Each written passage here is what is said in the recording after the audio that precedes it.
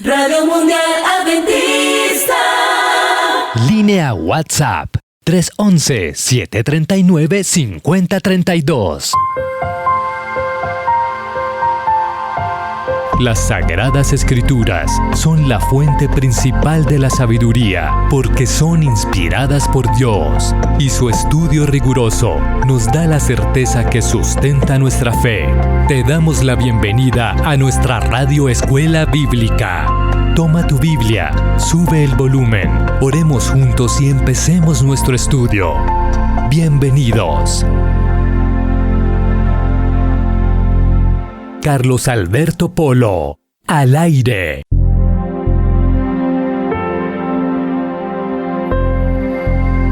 Al salir de las manos del Creador, el mundo era bueno en gran manera, como dice Génesis capítulo 1, versículo 31. Sin embargo, uno de los habitantes del cielo, usando erróneamente la libertad con la que había sido creado, dio origen al pecado.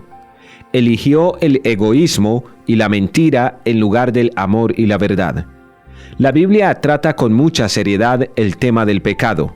En el libro de Génesis se describe la entrada del pecado en la experiencia humana, mientras que en el Apocalipsis vemos la descripción de la victoria final y la erradicación del mal. Pero entre Génesis y Apocalipsis podemos observar los daños que el pecado ha causado a la humanidad y la obra divina para solucionar ese mal. Una nueva lección de la Radio Escuela Bíblica está comenzando a partir de ese momento. Los saluda Carlos Alberto Polo López y esta lección número 3 de la serie La Fe de Jesús lleva por título ¿Cómo se originó el pecado? Bienvenidos. A esta hora, participas de la Escuela Bíblica en Radio Mundial Adventista. ¿Quieres inscribirte en la Escuela Bíblica de Radio Mundial Adventista? ¡Anímate! Y participa de cursos bíblicos temáticos con los que ampliarás tu conocimiento de las Escrituras. Escribe tu nombre completo, lugar de residencia y envíalos con la palabra Escuela Bíblica al 311-739-5032. Escuela Bíblica.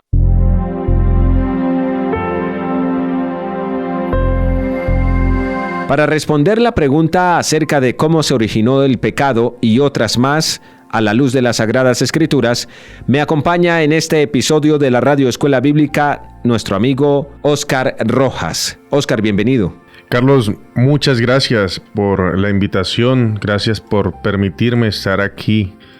Antes de dar respuesta a esta gran pregunta, vamos a invocar la presencia de Dios. Allí donde estás, querido oyente, te invito a que cierres tus ojos. Vamos a orar. Amado Dios, en tus manos nos encomendamos en estas horas. Vamos a trazar un tema muy importante. Vamos a trazar un tema el cual va a enseñar al oyente sobre el origen del pecado. Invocamos la presencia de tu Santo Espíritu, dando discernimiento, dando apertura de corazón y mente al oyente, que entienda y comprenda lo que aquí se va a hablar. Que sea tu Santo Espíritu hablando a través de mí, dándome las palabras idóneas e indicadas. Te lo pido, oh Dios, y te lo agradezco en Cristo Jesús. Amén. Amén. ¿Cómo se originó el pecado? El pecado se originó en el cielo. Como decía anteriormente, fue allí donde todo dio inicio, donde una criatura celestial, malobrando o llevando de mala manera ese libre albedrío con el cual fue creados, se llenó de orgullo, se llenó de egoísmo, se llenó de envidia en su corazón y la puso por encima de lo que realmente era importante, ¿no? Dios. Basado en eso que Oscar menciona, vale la pena pensar en lo siguiente, y tal vez algunos estudiantes de la Radio Escuela Bíblica se planteen la misma situación en sus mentes. Sabemos que Dios es el creador de todas las cosas. Lo reconocemos y lo aceptamos de esta manera. Entonces, ¿sería bíblicamente correcto concluir que también fue Él quien dio origen al pecado, máxime, teniendo en cuenta que el pecado se originó en el cielo? Vamos a abrir nuestra Biblia en el libro de Santiago, el capítulo 1, versículo 13. Santiago 1, versículo 13. Cuando alguno es tentado, no diga que es tentado de parte de Dios, porque Dios no puede ser tentado por el mal, ni Él tienta a nadie. Entonces aquí la Biblia misma nos da la respuesta. Dios no es el que originó el pecado, porque en Dios no hay mal. Dios es de un carácter puro, de un carácter perfecto y amoroso. Entonces es imposible que en Él haya sido generado el mal. Y como dice Habacuc 1:13, dice: ¿no eres tú desde el principio, Jehová, Dios mío y santo mío? Muy limpio eres de ojos para ver el mal. Entonces realmente el pecado es un misterio el cual no tiene explicación. Lo que sí sabemos es que Dios no es el autor del pecado. Dice 1 Juan 1:15: este es el mensaje que hemos oído de Él y os anunciamos. Dios es luz y no hay ninguna tiniebla en Él. Entonces por esto concluimos y damos por sentado de que en Dios no se originó el pecado. Dios no es el que dio origen al pecado como tal. Bien, es muy contundente la evidencia bíblica frente a la respuesta que se otorga a esta pregunta. El pecado no se originó en Dios, cuyo carácter es puro y contrario al mal, conforme al principio bíblico que Óscar nos compartió. Si el pecado no se originó en Dios, entonces, ¿en quién se originó el pecado, Óscar? La misma Biblia nos va a dar la respuesta, y vamos a ir al libro de Ezequiel 28, versículo 14 al 15. Ezequiel 28, 14 al 15 nos dice: tú, querubín grande, protector, yo te puse en el santo monte de Dios. Allí estuviste, y en medio de las piedras de fuego te paseabas. Perfecto eras en todos tus caminos desde el día en que fuiste creado hasta que se halló en ti maldad. Allí usando el simbolismo de la ciudad de Tiro, la Biblia nos muestra y declara de que se dio el inicio del pecado con Lucifer. Dios creó a un ángel perfecto, un ángel libre, pero Él dio origen y permitió que el pecado creciese en su corazón. Existía la posibilidad de pecar, claro, porque el libre albedrío, el cual fue dado a todas las criaturas, se podría llegar a dar un mal uso. Y fue lo que sucedió con Lucifer. Pero la pregunta es: ¿por qué un ángel perfecto escogió deliberadamente la posibilidad de desobedecer? Esto es un misterio, como nos lo dice 2 de Tesalonicenses 2:7. La Biblia no lo explica, solo describe realmente los hechos. Y a causa de este intenso trato comercial, dice: te llenaste de iniquidad y pecaste, por lo cual yo te eché del monte de Dios y te arrojé de entre las piedras del fuego, querubín protector. Porque se enalteció tu corazón a causa de tu hermosura, corrompiste tu sabiduría a causa de tu esplendor. Yo te arrojaré por tierra y delante de los reyes te pondré por espectáculo, nos dice Ezequiel 28, 16 al 17. Se llenó el corazón de Lucifer de orgullo por ser un ángel hermoso y perfecto. Se llenó de vanagloria, se enalteció, y de allí empezó a crear y a crecer envidia y egoísmo. Y no fue de un solo momento, fue un proceso, empezó, y él luchaba con este sentimiento que estaba creciendo en su corazón. Pero fue más este sentimiento de envidia, de orgullo y de egoísmo que terminó corrompiendo totalmente su corazón. Entonces podemos concluir también que si bien en Dios no se originó el mal, y tampoco es Dios el culpable del origen del mal al haber creado a Lucifer, podemos decir que al Dios crear a la criatura con la libertad de elegir, de decidir, fue la criatura precisamente la que en su libre albedrío, en un uso irresponsable de su libertad de decisión, pues causó todo lo que conocemos como mal. Pues pecado no es más que precisamente alterar el orden natural con el que Dios creó las cosas e ir en contra de la palabra de Dios. ¿Cuáles eran las intenciones de Lucifer cuando se rebeló en contra de Dios? Ya tenemos en cuenta que entonces Lucifer, antes de ser diablo, empezó a enorgullecerse, empezó a enaltecerse, empezó a creerse superior al mismo Dios por la hermosura. Dice la Escritura en el texto que comentaste que se enalteció el corazón de Lucifer, se corrompió su sabiduría y por eso vinieron las consecuencias para él. ¿Cuáles son las intenciones o eran las intenciones de Lucifer al rebelarse contra Dios, Oscar? Bueno, las intenciones reales de Lucifer, ya hoy conocido como Satanás, después del pecado, siempre fue usurpar el trono de Dios. ¿Y cómo sabemos esto?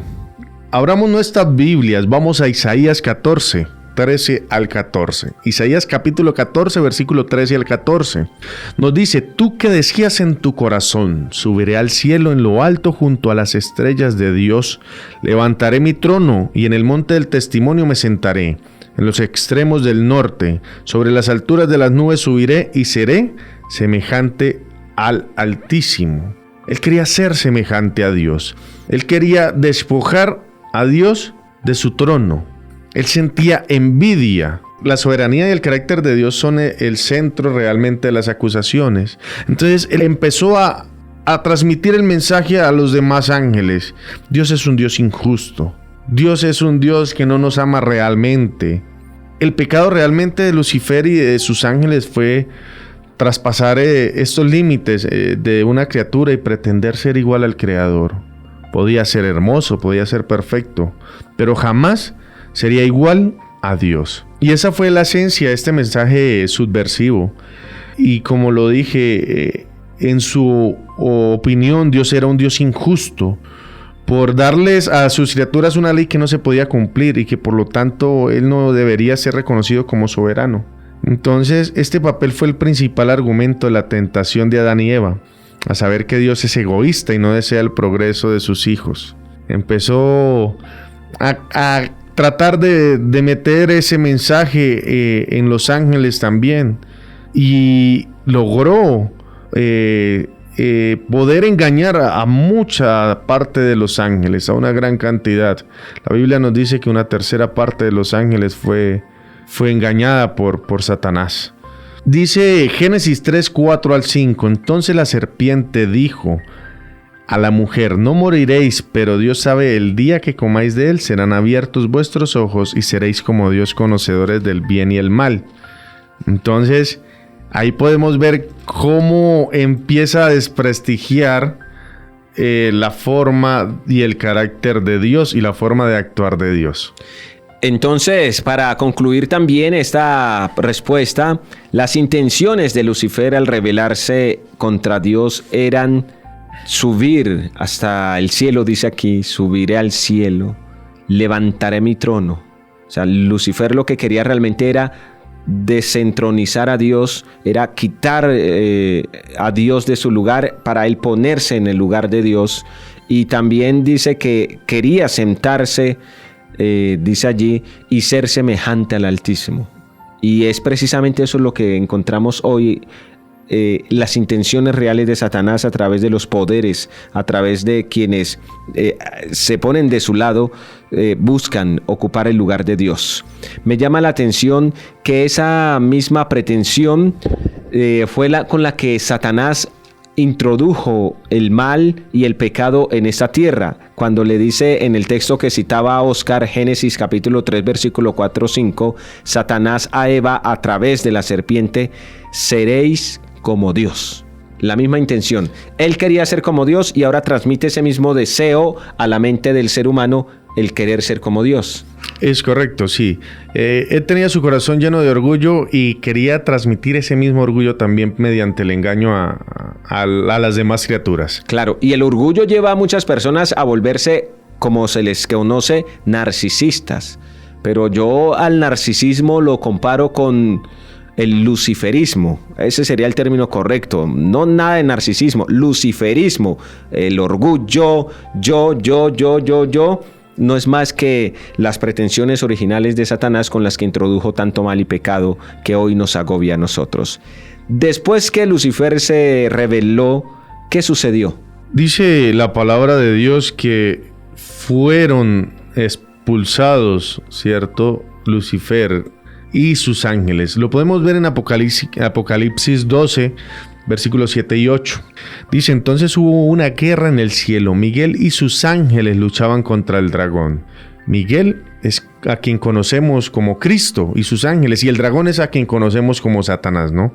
Luchaban el dragón y sus ángeles, pero no prevalecieron ni se halló ya lugar para ellos en el cielo. Ya no era posible estar en el mismo lugar. ¿Por qué ya no era posible? Porque su corazón se había llenado tanto de pecado, tanto de orgullo, de egoísmo. Entonces Dios dijo: no puedo permitir de que continúen aquí, antes de que siga haciendo más daño en las huestes celestiales. El desafío a esta soberanía divina, junto con este deseo egoísta de ser igual a Dios, realmente terminó desencadenando en este gran conflicto de los siglos, como podemos conocerlo, entre Cristo y Lucifer. Este ángel rebelde perdió esta batalla y tuvo que ser expulsado de allí del cielo. Dice Apocalipsis 12:9: y fue lanzado fuera el gran dragón, la serpiente antigua que se llama Diablo y Satanás, el cual engaña al mundo entero. Fue arrojado a la tierra y sus ángeles fueron arrojados con él. Aquí está la respuesta a la que yo decía anteriormente, el dragón. Pero ¿por qué el dragón es conocido como Diablo Satanás? El siguiente versículo no lo está diciendo. Entonces Jesús les decía a los discípulos en Lucas 10:18: yo vi a Satanás caer del cielo como un rayo. Fue expulsado de allí. No podía estar con las huestes divinas, las huestes perfectas que no tenían pecado alguno en su corazón. Es por eso que el mal no puede estar mezclado con el bien. Claro. Es por eso que la mentira no puede estar mezclada con la verdad. Si dices la verdad pero la permeas con un poco de mentira, inmediatamente se convierte en mentira. Claro, y es que me permito inferir entonces de la explicación que estás presentando, Oscar y estimados oyentes, lo siguiente: si Satanás se rebeló y como consecuencia fue expulsado del cielo, pues bien tiene sentido cuando la Escritura dice que nada inmundo, nada de pecado entrará en el reino de los cielos. De ahí la importancia de que cada uno de nosotros entonces empecemos a tomar conciencia del pecado que podemos tener en nuestra vida, para en el nombre de Jesús y a través de Jesús nosotros podamos ser perdonados, ser librados de toda clase de rebelión y de pecado, para de esta manera estar aptos de ingresar al cielo nuevamente. De lo contrario, no podremos entrar, porque si Satanás fue expulsado por haber pecado, pues ¿cómo podemos pretender nosotros entrar al cielo también teniendo pecados? No tendría sentido y habría una contradicción grande de parte de Dios. Por ende, la invitación a partir de aquí entonces es: estimados amigos de la Radio Escuela Bíblica, vale la pena empezar a examinarnos, y si es que descubrimos pecados, que seguramente los hay, vayamos a Cristo, quien es fiel y justo para perdonar nuestros pecados y librarnos de toda maldad, para hacernos aptos de ingresar de nuevo al reino de los cielos. Cuando Satanás fue expulsado del cielo, ¿qué hizo? Yo creo que él no se quedó quieto. No, él no podía quedarse así nomás. Él, al entrar en este conflicto, empezó a buscar y a dañar, a querer dañar a las criaturas de Dios, ¿cierto? Cuando alguien tiene rabia por otra persona, quiere hacerle daño siempre a lo más preciado, a sus hijos. Y eso fue lo que quiso hacer Satanás. Y como podemos ver en Génesis 3:1, Génesis 3:1 nos dice: la serpiente era más astuta que todos los animales del campo que Jehová Dios había hecho. Y dijo la mujer: ¿con que Dios os ha dicho no comáis de ningún árbol del huerto? Entonces Satanás, después de ser expulsado del cielo, fue allí a los primeros seres creados, y al ver que la mujer vio que este árbol era bueno para comer, era agradable a sus ojos, era deseable para alcanzar sabiduría, dice que tomó de su fruto y comió, dio también a su marido, el cual comió al igual que ella. Nos dice Génesis 3:6. Entonces, allí en la tentación de Adán y Eva podemos ver dos componentes, uno externo y uno interno. El externo era el árbol de la ciencia del bien y el mal. Realmente no había nada malo en este árbol, ¿cierto? Era apenas una prueba de amor y lealtad a Dios, no era nada más. El elemento interno era mucho más complejo, era mucho más complicado realmente. Era una prueba de esa fibra moral, de esa decisión espiritual de nuestros primeros padres. Tuvieron que escoger entre Dios y Lucifer, entre el amor y el egoísmo, entre la soberanía divina o la rebeldía maligna. Allí hicieron uso de ese libre albedrío con el cual las criaturas fueron creadas. Y desafortunadamente fue un mal uso. En vez de decidirse por Dios, llenaron su corazón de dudas, llenaron su corazón de orgullo, al querer creer que iban a poder ser semejantes a Dios. Y cumplió Satanás ese cometido, cumplió ese plan que tenía él de venir a destruir esa unión entre Dios y el hombre, una unión perfecta que había sido creada tan pronto dio soplo de vida en Adán. Es decir, siempre ha sido el propósito de Satanás no quedarse caído solo, sino tratar de tropezar y de tumbar también al piso moral, ético, delante de Dios a todos los que él más pueda. Bien dice la Escritura que Satanás anda como león rugiente buscando a quien devorar porque sabe que tiene poco tiempo. Hasta aquí hemos hablado acerca de la caída, del origen del mal. Hemos hablado cómo Lucifer, antes de ser diablo, se rebeló contra Dios, pecó contra Dios. Hemos hablado que a causa de la tragedia del pecado que se originó en Satanás, tuvo que ser expulsado del cielo. Acabamos de hablar también que Satanás no se quedó condenado solo, sino que indujo a Adán y a Eva también a pecar. Pero me surge una pregunta y es, ¿qué es pecado en sí desde el punto de vista bíblico? ¿Qué es pecado? ¿Cómo podemos saber nosotros si Lucifer realmente pecó? ¿Cómo me doy cuenta yo si Adán y Eva pecaron también? ¿Qué es pecado? ¿Qué es pecado? La respuesta la encontramos en 1 de Juan 3:4. 1 de Juan capítulo 3 versículo 4. Todo aquel que comete pecado infringe también la ley, pues el pecado es infracción de la ley. Entonces el pecado realmente vendría siendo rebeldía, ¿cierto? Porque si hay una ley y yo decido no obedecerla, transgredirla, estoy siendo rebelde. La Biblia nos registra 906 veces la palabra pecado, bajo 9 diferentes vocablos hebreos y griegos, y en todas ellas se describe al pecado como el resultado de la separación entre Dios y sus hijos. Lo podemos ver en Isaías 59:2. También como el alejamiento entre el ser humano y Dios produce un estado de culpa. Y este a su vez conduce a esa pérdida de paz, a sentir un desasosiego íntimo, a una autocompasión. Dice que a partir de ese día el hombre andaría como oveja errante buscando un sentido para su existencia, cargando un extraño vacío en su corazón.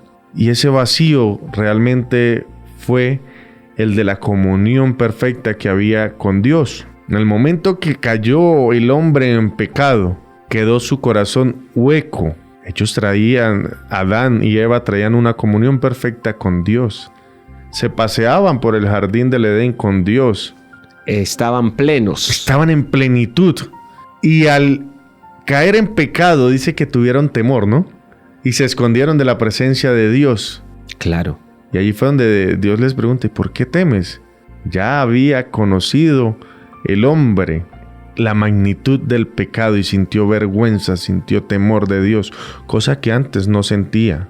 Conoció el sentimiento de culpa, se llenó su corazón de temor. Entonces dice Isaías 57:20, dice, son como el mar en tempestad que no puede estarse quieto y sus aguas arrojan cieno y lodo. No hay paz para los impíos. Entonces, entre más pecado cometes, entre más te vuelves rebelde, más desasosiego va a haber en tu corazón. Así es. Óscar y estimados amigos de la Radio Escuela Bíblica, quiero llamar la atención al texto que citas en 1 de Juan capítulo 3 versículo 4, donde dice que todo aquel que comete pecado infringe también la ley, pues el pecado es infracción de la ley. Y si decimos que el mal se originó en el cielo, en Lucifer, significa que ya en el cielo existía la ley, porque si en el cielo no existía la ley, ¿cómo es que Dios pudo decir que Satanás pecó? En ese caso, Lucifer.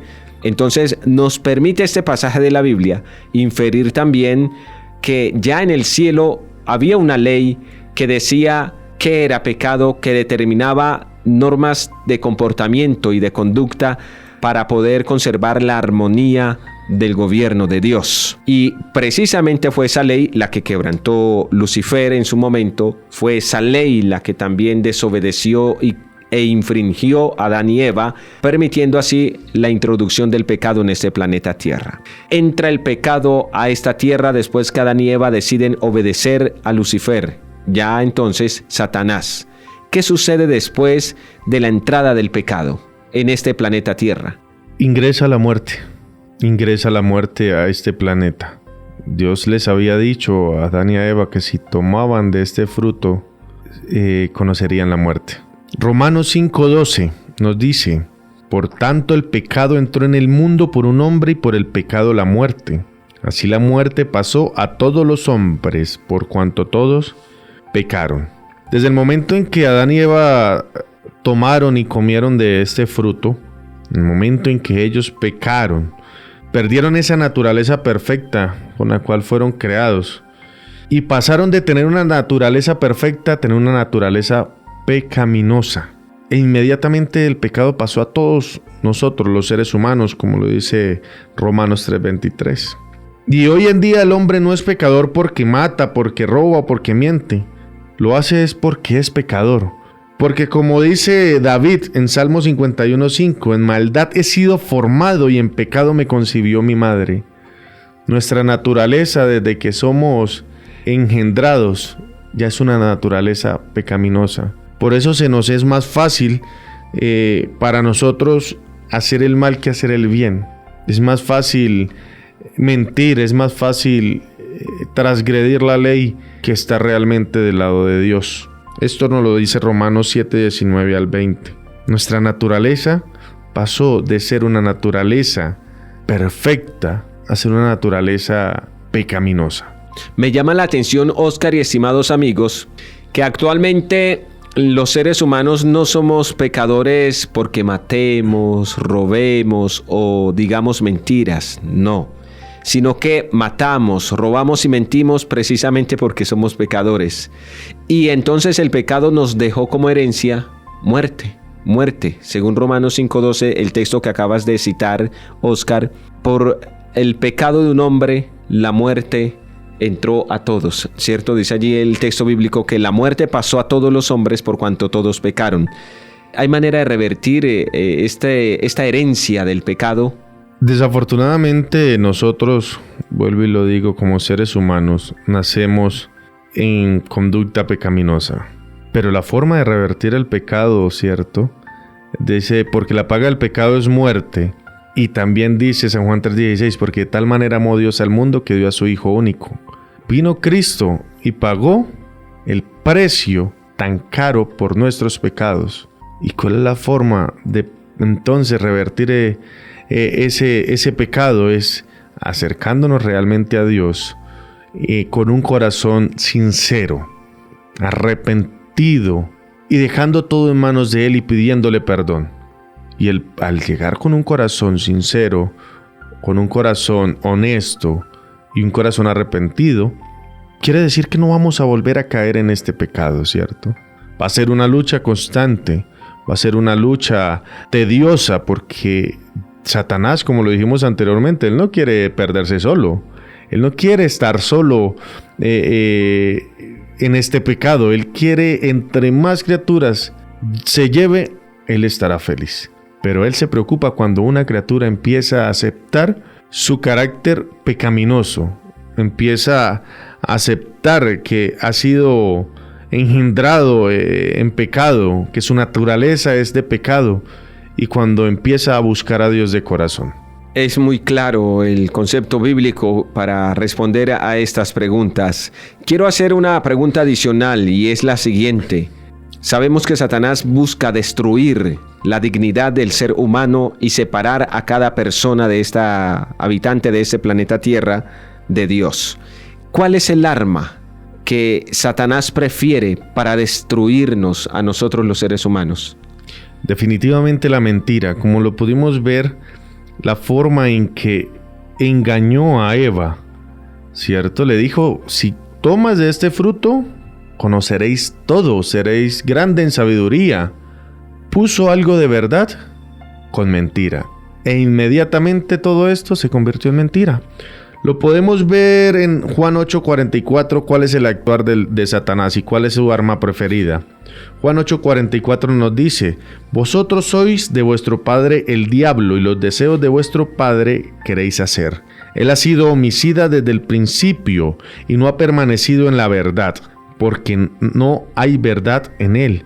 Cuando habla mentira, de suyo habla, pues es mentiroso y padre de mentira. Jesús lo dijo, Jesús dijo, el diablo es el padre de la mentira y él es enemigo totalmente de la verdad y es su arma preferida y le ha funcionado durante los siglos y sigue trabajando de la misma forma.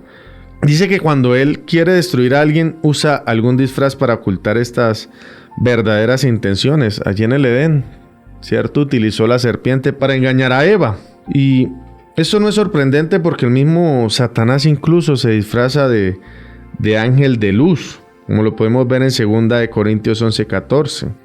Nadie os engañe de ninguna manera, pues Dios no vendrá sin que antes venga la apostasía y se manifieste el hombre de pecado, el hijo de perdición, el cual se opone y se levanta contra todo lo que se llama Dios, o es objeto de culto, tanto que se sienta en el templo de Dios como Dios, haciéndose pasar por Dios. Nos dice 2 de Tesalonicenses 2, 3 y 4. Él es el padre de la mentira. Él es el ser que mayor conoce el engaño. Él se disfraza. Él es el más grande embaucador. Entonces por eso debemos estar muy aferrados a Dios. Debemos estar en perfecta comunión con Dios. Debemos estar en oración y en constante comunión con Dios. Para cuando venga Satanás por medio de engaños, por medio de disfraces, a querer hacernos caer, podamos discernirlo cuando viene de parte realmente de Satanás.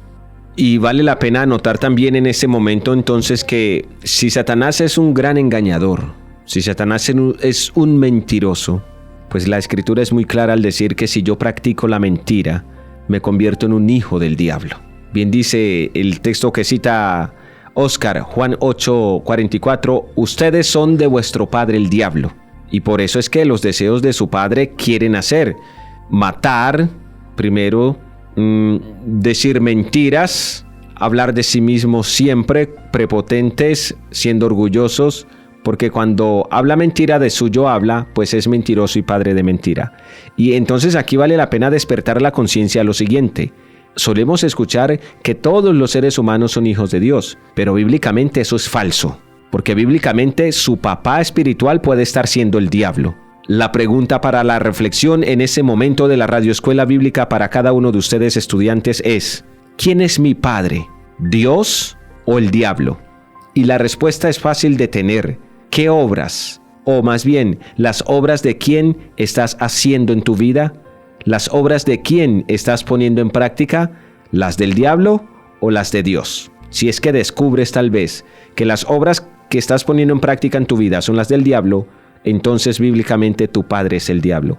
Pero no te desesperes. Bien mencionó ya Oscar, hay esperanza para nosotros y por eso Jesús dijo, he venido a deshacer las obras del diablo. Hay esperanza para ti también, estimado amigo. Hay algo importante que quiero que tengamos en cuenta ya casi al cierre de esta radioescuela bíblica, y es que el pecado suele nublar la razón. ¿En qué sentido el pecado suele oscurecer la razón del pecador? Nos dice Romanos 1, 21 al 22, ya que habiendo conocido a Dios no lo glorificaron como a Dios ni le dieron gracias. Al contrario, se envanecieron en sus razonamientos y su necio corazón fue entenebrecido. Pretendiendo ser sabios, se hicieron necios. Pretendiendo ser sabios, se hicieron necios. Este concepto se puede explicar mejor cuando analizamos el significado de la palabra traducida como pecado en griego. La palabra es amartía, que literalmente significa errar el blanco. Adán y Eva comieron de este fruto queriendo ser como Dios, al igual que sucedió con Lucifer, quería ser Dios, y terminaron realmente trayendo desgracia a este mundo, erraron en el blanco.